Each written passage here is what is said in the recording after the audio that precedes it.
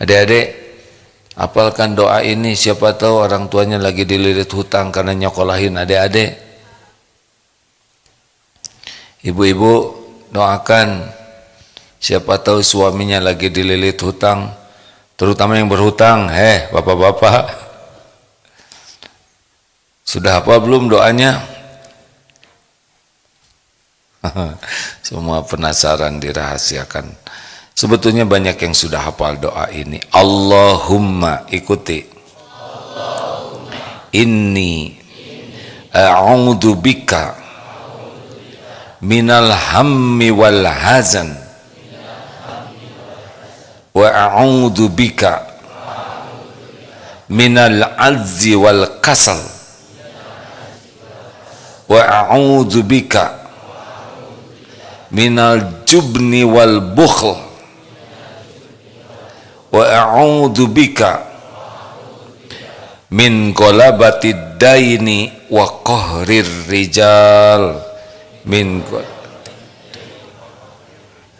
Allahumma, artinya ya Allah, a'udzu bika, aku berlindung kepadamu, minal hammi wal hazan. Ham itu adalah kecemasan dengan hal-hal yang belum terjadi. Jadi orang banyak yang galau dengan yang belum terjadi. Nah, ini doanya. Ya Allah, aku berlindung kepadamu dari kegalauan, kecemasan terhadap hal-hal yang belum terjadi.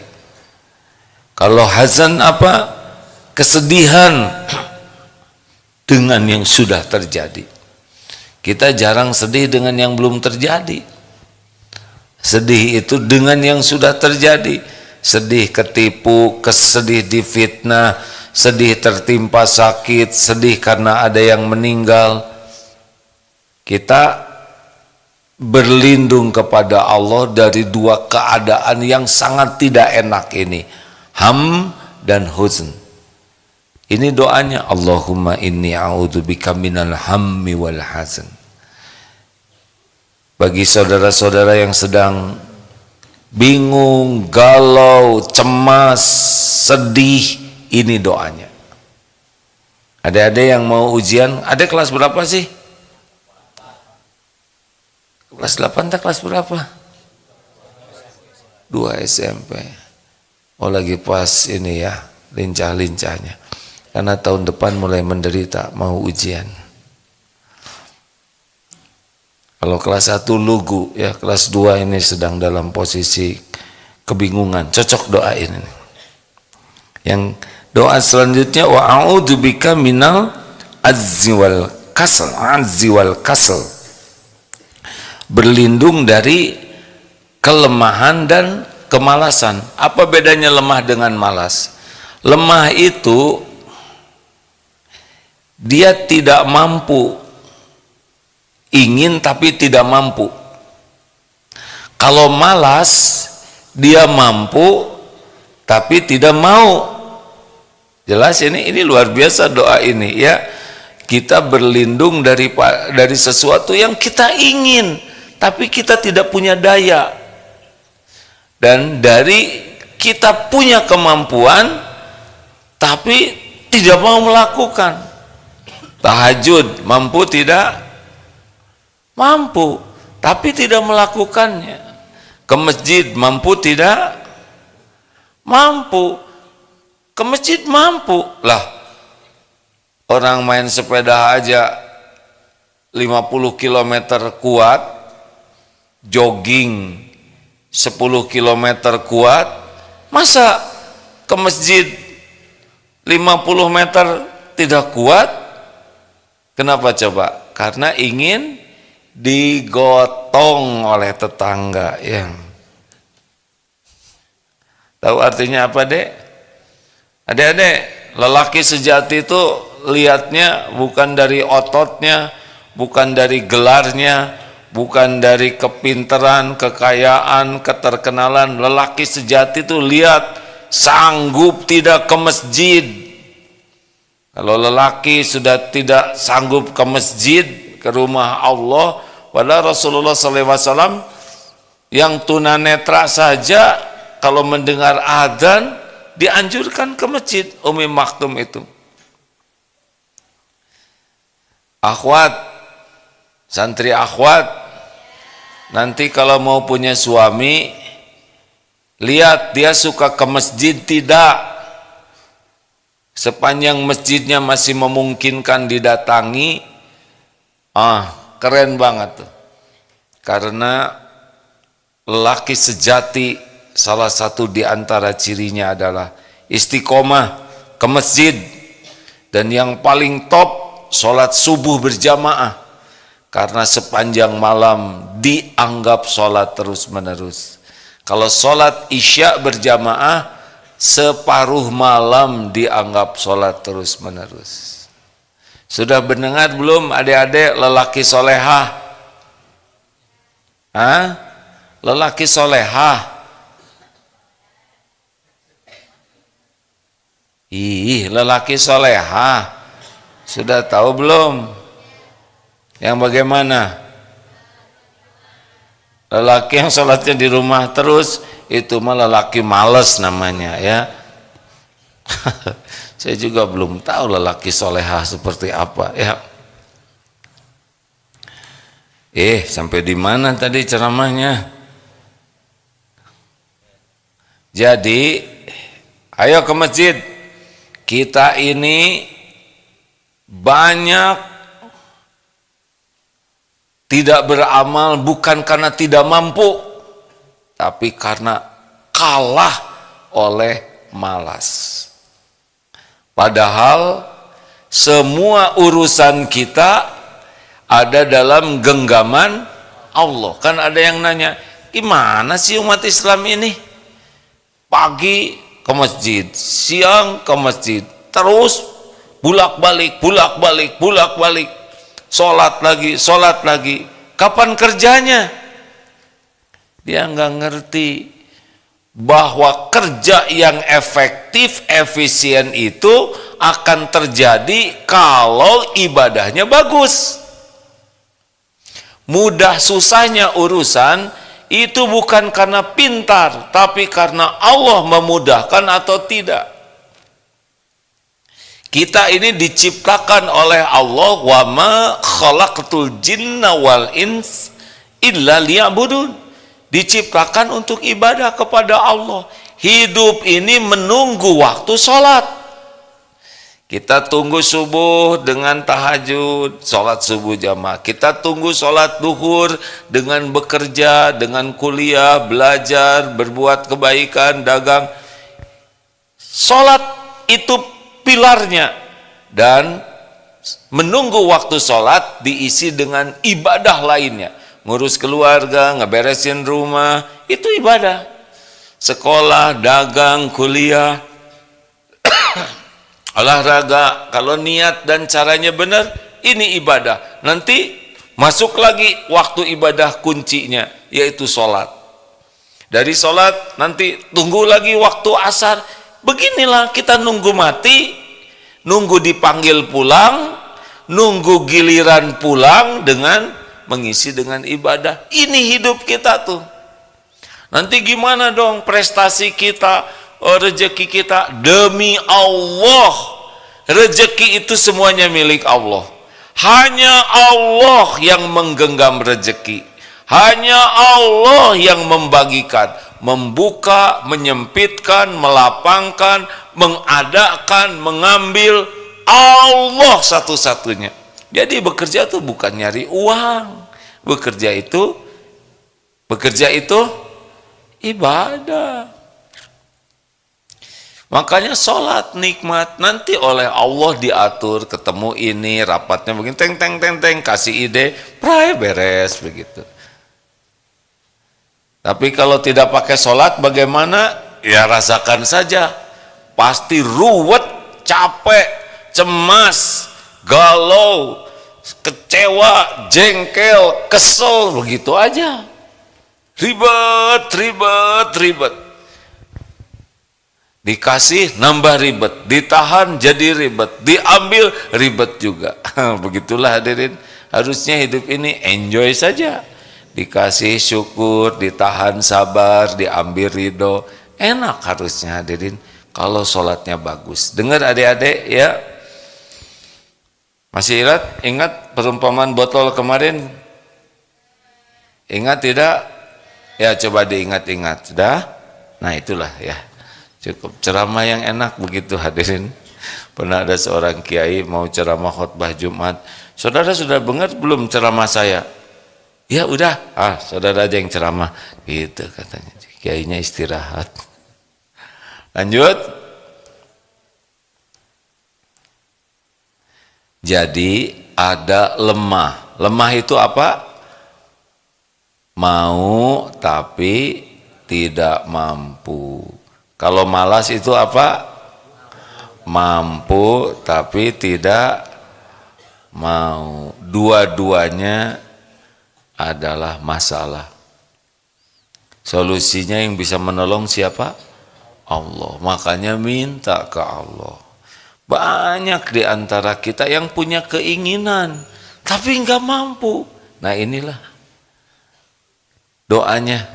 Ingin umroh tidak bisa, ingin kuliah di sana tidak mampu bayar, ingin pergi ke situ tidak mampu. Nah ini doanya supaya dimampukan oleh Allah. Karena semua kebaikan ma asobaka min hasanatin faminallah, hanya dari Allah, tidak ada lagi. Ada pengen apa saja, kalau Allah tidak kasih tidak akan pernah terjadi. Aduh, kalau orang sudah yakin seperti ini enak hadirin. Urusan tuh jadi tidak ribet ya, tidak ribet. Ribet itu nafsu. Teruskan doanya. Lalu apalagi? Wa a'udzubika minal jubni wal bukhl. Jubni wal bukhl, dari takut dan kikir. Jadi kita nih, saya harus tambah ilmunya nih. Jadi gini adik-adik, setan itu menakut-nakuti kita dengan kemiskinan dan menyuruh kita berbuat keburukan, yaitu kikir. Terbalik ya, pelit itu, pelit, koret, kedekut, buntut kasir, cap jahe, meregehese, ini adalah penderitaan. Rasulullah menggambarkan sallallahu alaihi wasallam, orang yang kikir itu seperti pakai baju besi, yang makin kikir makin ketat baju besinya, nyesek hidupnya.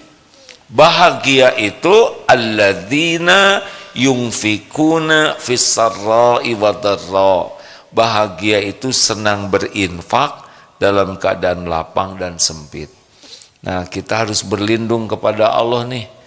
Hidup penuh dengan ketakutan dan kepelitan. Hati-hati nih adik-adik, kalau nanti ditakdirkan diuji oleh Allah, diberi kekayaan, ingat ya, jangan sampai ditambah kekayaannya tapi tambah kikirnya.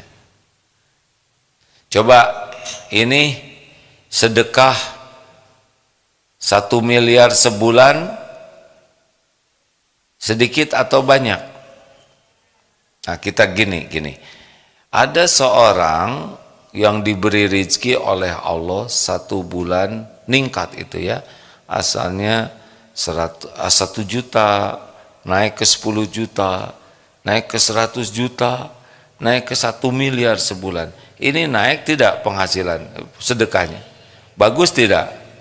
Tunggu dulu, lihat dulu yang Allah berinya. Dulu dia waktu SMP begini dikasih oleh ibu, berapa sih bekalnya kalau adik-adik sekarang tuh? 10.000.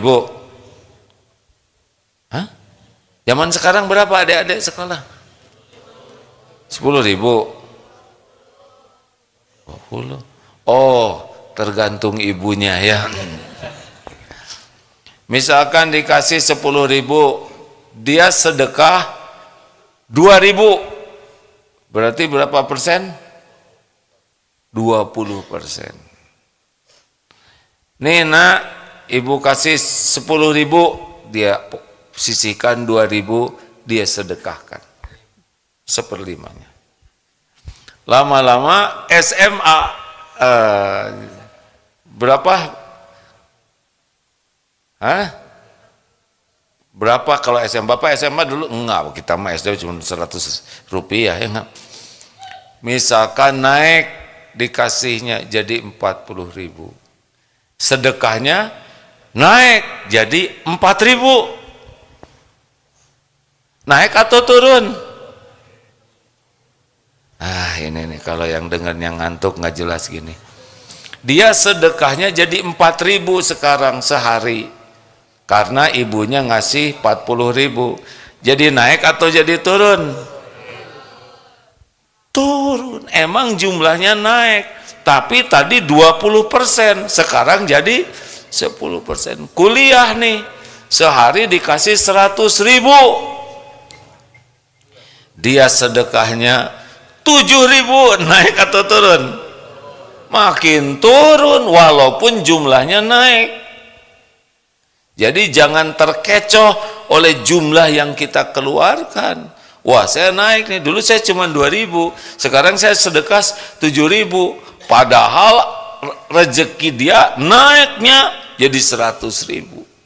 Nah, dia kerja dapat gaji 1 juta, maka dia sedekah 50.000 rupiah. Jadi berapa tak? 5%. Memang naik jadi 50.000, tapi Allah ngasihnya 1 juta. Dia turun jadi 5%. Naik gajinya jadi 10 juta. Dia langsung sedekah 200.000.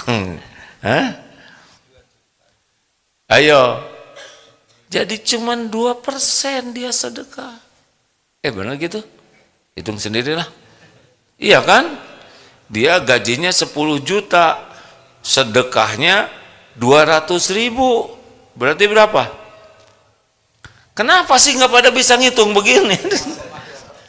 Jadi 2%. Dulu sedekah 2.000 itu 20%. Sekarang sedekah 200.000, tapi cuma 5%. Jadi dia makin dermawan, makin pelit. Jawab. Makin pelit. Makin bahagia, makin menderita. Makin mulia, makin hina. Tuh, gitu. Jangan terkecoh oleh jumlah yang kita keluarkan. Karena lihat yang Allah berikan. Mikir apa deh? Oh, kalau gitu saya mending sedikit aja duitnya. Sok we. Kalau cita-cita, bolehkah ingin banyak uang? Kalau saya menganjurkan, bercita-citalah ingin banyak membayar zakat. Keren kan? Nah, kalau banyak bayar zakat berarti banyak dia rezekinya. Saya ingin bayar zakat setiap tahun 20 miliar, misal gitu. Zakat itu bukan uang kita. Nah, kalau zakatnya 2,5%, sedekahnya ini kemarin dengar ada seorang yang diuji oleh Allah dengan kekayaan, lalu menyumbang. Ini kisah nyata, ini tentang seorang ustadz di Jogokarian. Orang ini merasa banyak dosa. Kemudian ini saya banyak dosa. Gimana caranya? Ya kalau meninggalkan cuma 3 yang dibawa. Putus amal. Apa? Ilmu yang manfaat. Ini ilmu manfaat nih. Insya Allah. Nanti ketemu nanti dikubur nih di alam barzah. 2, amal jariah. 3, anak soleh yang mendoakan. Wah, saya tidak punya anak. Bantu saja anak-anak orang lain. Tidak disebut anak kandung kok di sana, ya. Dan tidak semua orang punya anak. Tidak semua orang dititipi anak. Tapi semua orang insya Allah bisa membantu mengurus anak-anak. Lalu beliau wakaflah masjid. kalau tidak salah beliau berapa hektar, ini saya kasih 100 miliar untuk bikin masjid. Lalu dibangunlah masjid. Lalu kata DKM-nya, ya panjenengan jangan bikin susah lah. Ini masjid segini bagusnya, biaya operasionalnya tiap bulan minimal 300 juta. Ini dari mana? Oh iya, ayo bikinkan, kalau tidak salah 50 hektar kebun mangga. Oh, dari kebun mangga inilah terus menerus menghasilkan. Dalam 2,5 tahun kebun ini mulai berbuah mangganya, dijual, inilah mengoperasikan. Lambat laun, ya sudah kalau gitu supaya ini lebih mantap, 300 hektar lagi, 300, 500, sedekah wakaf terus. Kemarin waktu zaman Covid beliau wafat. Innalillahi wa inna ilaihi raji'un. Allahumma gfir lahu warhamhu wa'afihi wa'fu anhu. Dan sebelum wafat wasiatnya begini, kan kaya sekali. Lalu beliau katakan 75%, 70 atau 75 ya, dari keuntungan semua usaha ini untuk dimanfaatkan amal anak-anak saya cukup saja, cuman 25%, itu juga 7 turunan gak akan habis. Saking kayanya. Ini cerdas nih, ngalir tiap yang wudhu, tiap yang sholat, tiap yang itikaf, tiap yang zikir, tiap yang baca doa, ini cerdas ini.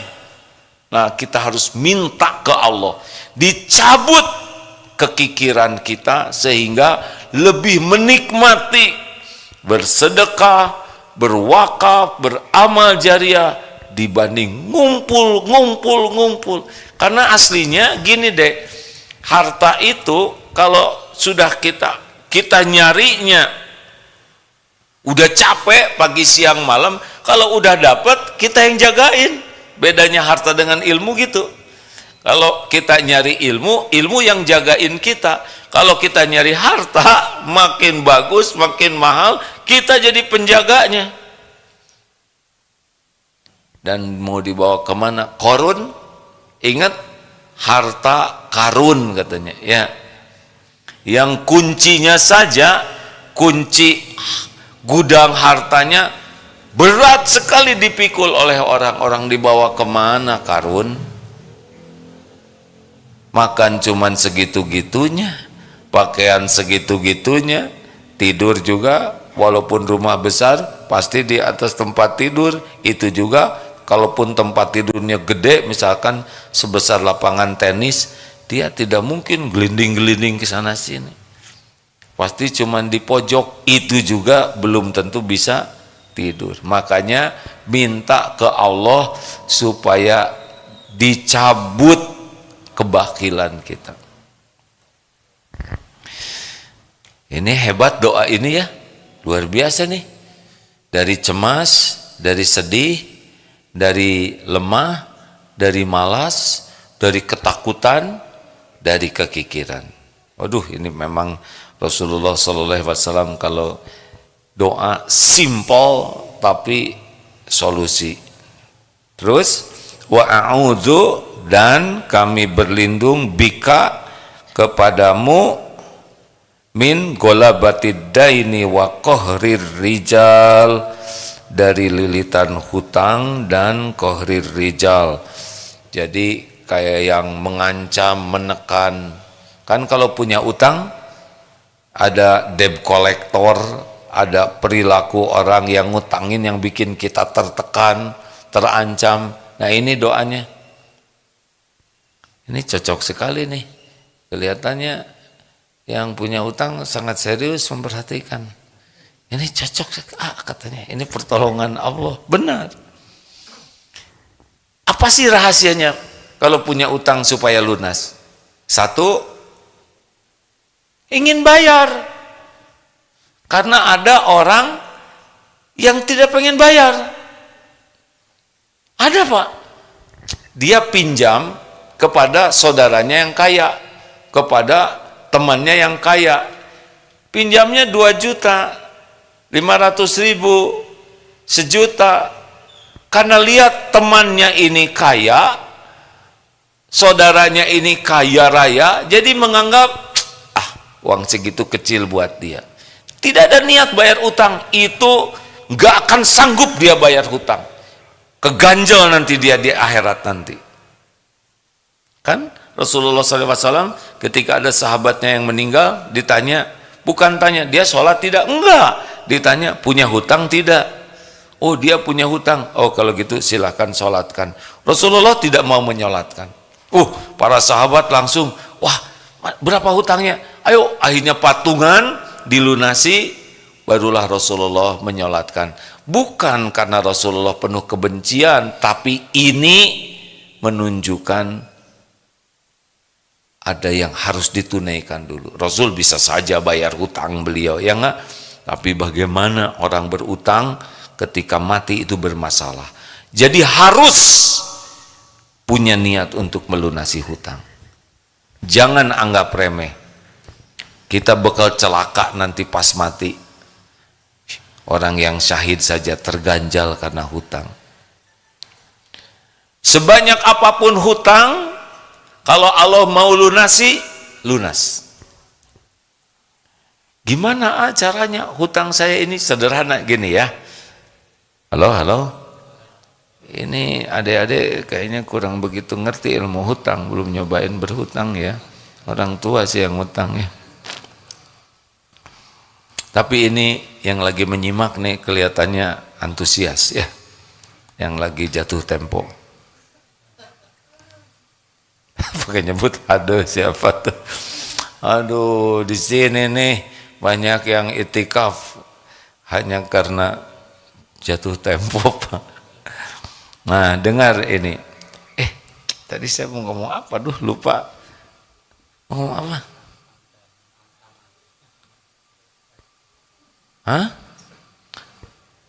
Masa lupanya sama-sama? Nah pendek kata gitulah. Tips, hutangnya banyak. Gini, saya nggak mungkin bisa bayar hutang. Lah sekarang yang ngutangin aja mungkin. Misalnya hutangnya, saya berhutang, na'udzubillah, ada orang yang berhutang besar, terus sekarang dia sulit mengembalikan. Lah dia berutang aja dengan izin Allah terjadi, masa ngelunasin jadi tidak bisa, ya kan? Allah yang kuasa melunasi berapapun utang, demi Allah, kalau Allah melunasi pasti lunas. Jadi masalahnya kita layak ditolong Allah atau tidak, gitu. Nih doanya. Dan orang-orang yang ngancam-ngancam itu makhluk Allah juga tuh. Yang debt collector itu juga makhluk Allah. Kalau Allah buat lembut, ini ada kejadian menarik nih. Pernah dulu waktu masjid kita masih sederhana, ada seseorang, hutang. Saya benar-benar ini dililit utang berat sekali. Ya, kita ikhtiar sama-sama. Itu ke rumah ada yang nagih. Gimana saya jadi nggak bisa ke masjid? Salah. Ajak ke masjid. Oh iya ya. Dia takut keluar karena ada yang nagih. Ajak ke masjid. Itu kebaikan. Saudara bayar hutang nggak? Wah saya mau ke masjid Pak. Ayo ke masjid yuk. Ya esok aja saudara. Gitu. Tapi udah kebaikan. Emang ternyata beda-beda rasa takutnya. Ketika yang datangnya keker, nah wiridnya lebih kuat. Ketika debt collectornya sama kurusnya dengan dia, lebih ringan. Makanya didatangkan yang gede-gede ada supaya zikirnya kuat. Qadarullah lunas hutangnya. Padahal itu utang besar, istrinya sakit, pekerjaan tidak ada, sekarang dilunasi oleh Allah hutangnya, dan punya perusahaan, bisa ekspor kemana-mana yang tidak pernah kepikirkan sama sekali pada waktu sedang dililit hutang. Dulu rajin sekali ke masjid ini, nggak tahu sekarang mungkin ke tempat yang lain masjidnya. Husnuzon ya. Kenapa dulu waktu banyak utang, banyak itikaf, sekarang ya sekarang mungkin itikafnya di masjid lain ya. Baik sangka aja lah. Nah begitulah, Allahumma inni a'udzubika minal hammi wal hazan wa a'udzubika minal ajzi wal kasal wa a'udzubika minal jubni wal bukhl wa a'udzubika min qalabatid daini wa qahrir rijal. Alhamdulillah. Ada pertanyaan, silakan. Ya Pak, langganan ya, silakan Pak. Assalamualaikum warahmatullahi wabarakatuh.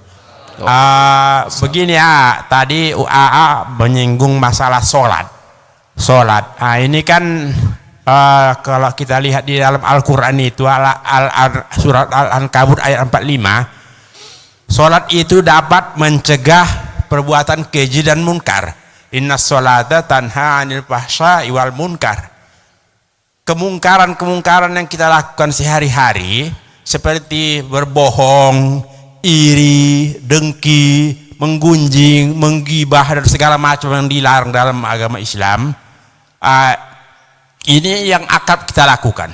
Seperti menggunjing ini biasa, kebanyakan dilakukan ibu-ibu. Karena jangan ngomongin ibu-ibu, nah bapak aja. Oh ya, nggak usah ngurusin ibu-ibu, bapak aja dosa. Iya, bapak. jadi itu apa namanya? Nanti nambah dosa bapak ya enggak? Iya, jadi yang ingin saya tanyakan, ini kenapa apa yang salah dalam sholat kita? Kenapa dampak dari sholat itu mencegah keji dan mungkar tadi belum berhasil sepenuhnya? Nah, itu aja kurang lebih saya mohon maaf. Assalamualaikum warahmatullahi wabarakatuh. Terima kasih. Lain kali jangan nyebut ibu-ibu, kita aja lelaki ya kan? Nanti nambah dosanya. Jadi pertanyaannya apa Pak? Oh udah. Jadi kenapa sholat kita tidak begitu sukses mencegah perbuatan keji dan mungkar? Karena sholatnya belum bagus. Kalau sholatnya bagus, khusyuk, ingat ke Allahnya maksimal, nanti ditolong oleh Allah. Dalilnya apa? Walladzina jahadu fina lanahdiyannahum subulana. Dan orang-orang yang bersungguh-sungguh mencari keridhaan Allah, Allah benar-benar menunjukkan jalan-jalannya. Pertanyaannya, sholatnya ngerti tidak artinya? Banyak yang sholat tidak mengerti artinya dan tidak belajar untuk mengerti artinya. Jadi gitu aja sholatnya tuh.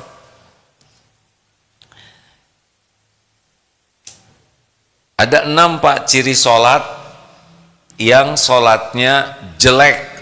Fawailul lil musallin alladzina hum an sholatihim sahun. Ini sholatnya ini jelek.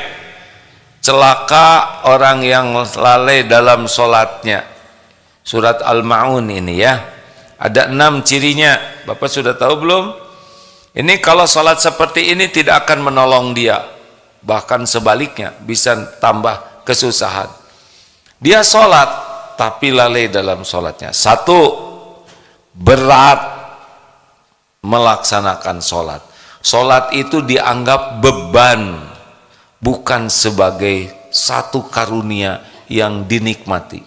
Jadi kalau sholatnya udah berat, seakan-akan kewajiban sholat itu beban, bukan karunia. Nah ini 1 cirinya apa? Suka begini nih, baru juga duhur udah asar lagi, cepet banget sih. Atau subuh, kok subuh sekarang pagi banget, jadi kayaknya tertekan gitu. 2, senang melambat-lambatkan sholat. Jadi tidak bersegera, padahal amalan yang dicintai Allah adalah as-sholatu ala waktiha. Kalau dipanggil oleh ada pedagang, ada pembeli, dia cepat. Ada klien, dia cepat. Tapi dipanggil oleh Allah, hayya 'alas shalah, cuek saja. Ciri khas. Dilambat-lambatkan, kalau bisa diakrabkan antara duhur dengan asar. Jadi karena asarnya jam 3:15, maka duhurnya jam 3 supaya friend, supaya sekali wudhu. Ini ciri keburukan ini, tanpa uzur. Jadi orang yang sholatnya bagus bagaimana? Happy kalau mau sholat itu, dan bersegera. Kalau bisa datang ke masjid sebelum azan. Kalau datang ke masjid sebelum azan, keuntungannya adalah satu, bisa sholat sunnah. Yang kedua, bisa mendengar dan menjawab azan. Yang ketiga, bisa mendapatkan saat mustajab ketika selesai azan. Bisa sholat sunnah, rawatib. Bisa menunggu dari azan ke qomat dengan doa, itu saat mustajab. Tapi kalau datang ke masjidnya lambat, ya sudah kehilangan banyak keutamaan. 3. Ciri yang ketiga orang yang sholatnya tidak akan mengubah dirinya adalah cepat, gesit, tangkas, dan selesai dengan saksama secepat-cepatnya. Allahu Akbar, Allahu Akbar, astagfirullahaladzim, astagfirullahaladzim, assalamualaikum. Jadi sholatnya tuh tidak tumanina, padahal salah satu kunci sholat itu khusyuk, tumanina, tenang, nikmat. Silakan lihat, kalau sholatnya sudah gesit, cepat sekali, subhanallah,